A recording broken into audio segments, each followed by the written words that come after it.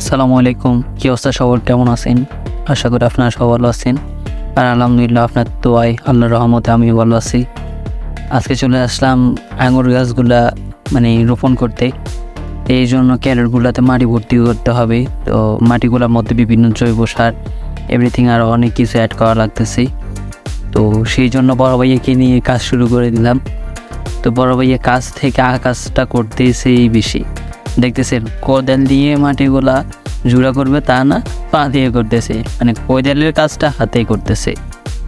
আর এখন আপনারা যেগুলো দেখতেছেন এগুলো হয়েছে বিভিন্ন ধরনের জৈব সার আর কি। এগুলো কিনে আনে রাখার উদ্দেশ্য হয়েছে যে অনেক সময় কিছু ছোটোখাটো গাছ টাছ লাগাই, তো মাটিতে যদি সঠিক মতো উর্বরতা যদি না থাকে গাছগুলো ঠিকমতো ভালোভাবে বেড়ে ওঠে, সেই জন্য এগুলো এনে রাখা আর কি। এর মধ্যে তো কপাল ভালো, এই দেখতেছেন কি করে এগুলা, কাজ থেকে ভাই শয়তানিটাই বেশি করতেছে। আচ্ছা মাটি কোবাই যা যা করা দরকার, জুড়া করা দরকার ওগুলা শেষ। এরপরে যে সারগুলো আছে ওগুলা ছিটাইতেছি। তো ছিটানো থেকে ওগুলা নিয়ে ট্রিং করাটাই হইতেছে বেশি।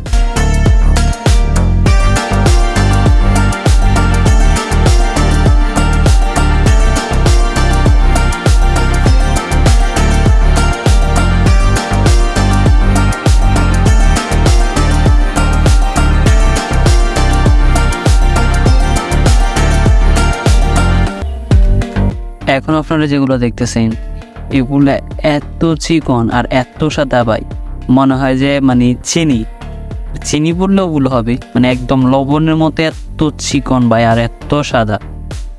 কাউকে যদি আপনি যদি এমনিতে যদি ডেলে যদি কোথাও যদি দেন, ও লবণ মনে করে বা চিনি মনে করে ও খেয়ে ফেলবে। এরকম লেভেলের এগুলো স্বচ্ছ সাদা।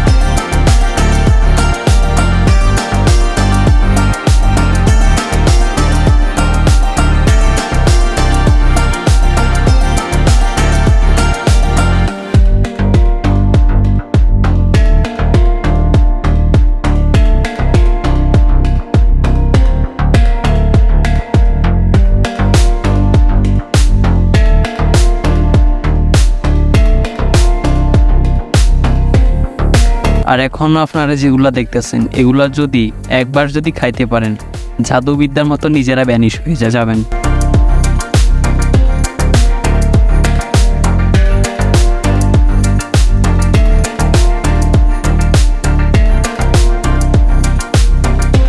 খাবেন নাকি একটু ঢেলে দেই?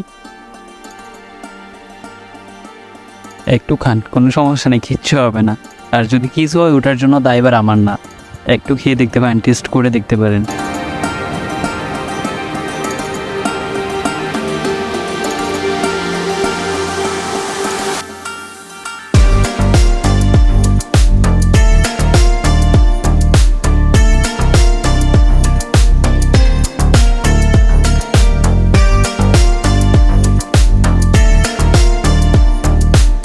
আর এখন যেগুলো দেখতেছেন কালো কালো এগুলো হয়েছে কি একদম প্রাকৃতিকভাবে তৈরি করা জৈব সার।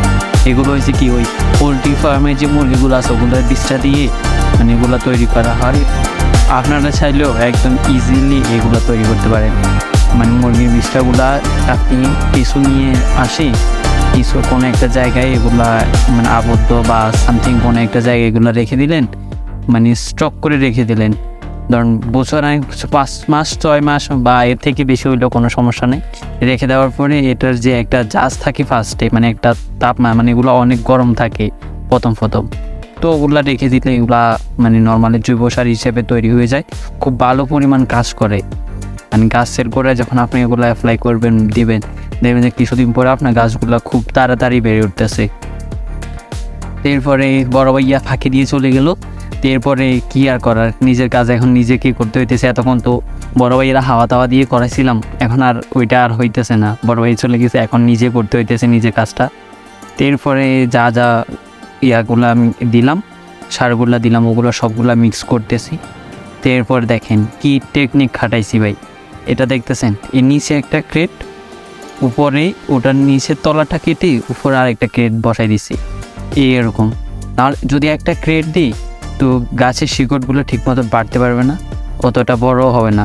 তো সেই জন্য কী করছি, একটা গোটা রাখছি, আরেকটা কেটে দিয়ে ওটারে বেঁধে দিছি, দ্যাটস ইট, মানে বড় হয়ে গেছে। একটা মানে বুদ্ধি থাকলে যেটা হয় আর কি ভাই। তো চাইলে আপনারাও এটা মানে অ্যাপ্লাই করতে পারেন। তো এরপরে ক্রেটগুলোর মধ্যে মাটি ভর্তি করতেছি। তো মাটি ভর্তি করার পরেই তারপরে যাই গাছটা রোপণ করব।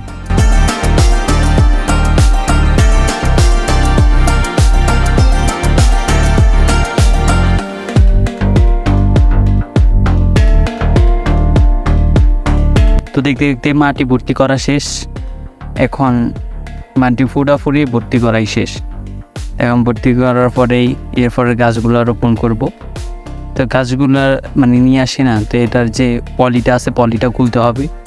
পলিটা অনেক হার্ড ছিল, তো অনেক কষ্ট করে, অনেক যুদ্ধ করে, অনেক জাদুবিদ্যা করে, মন্ত্র করে এটা খুললাম।